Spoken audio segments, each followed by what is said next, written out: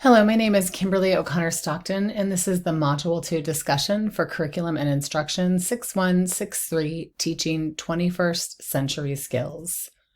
For this week's Module 2 assignment, I plan to take an active learning approach which sees students as the catalyst for enhancing their own learning and charting a journey of discovery through online, technology-enabled platforms.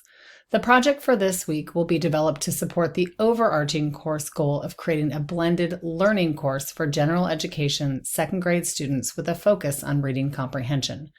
My goals for this unit are to help students develop more independence as they generalize and transfer knowledge from whole group lessons to small, individual, and peer-situated learning experiences in a workshop model. This context for learning will encourage students to bring in their own expertise and experiences to develop their personal agency and bring about innovation of thinking and experimentation that fundamentally will alter practice by moving beyond text-based encounters. The tools and technologies employed in this module are BlendSpace and Edpuzzle, both browser-based platforms designed to enhance the learning experience for students and allow them to traverse the content at their own pace. My course project for blended learning seeks to develop an action research model for learning that embraces technology and digital learning platforms to formulate a classroom ecosystem when learning stations or literacy centers allow students to generalize and transfer newly acquired skills to ensure retention and mastery of the content through personalized learning experiences. In traditional classroom settings, we are familiar with the paradigm for learning.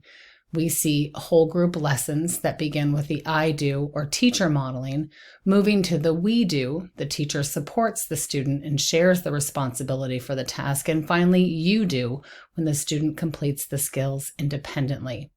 In this online technology-enabled learning environment, I will reverse this normative construct. The students will work independently or in small peer cohorts of learners. If they struggle, the computer will assist them and they can move on. If they continue to struggle, students can work with their peers or eventually flag the teacher so direct instruction can be administered. My hope is that this model will move the students towards independent learning. The learning design framework will ensure that independent application is aligned to the tenets of the core instruction and vertically aligned to the standards for scalability and continuous improvement. The rotation model will give students access to individual and peer group opportunities to generalize and transfer the knowledge gleaned in whole group instruction to project-based innovative learning opportunities through technology-integrated learning stations and collaborative groupings in a connected ecosystem. This week, the content and lessons developed in Edpuzzle and BlendSpace will create independent application for use in the literacy centers.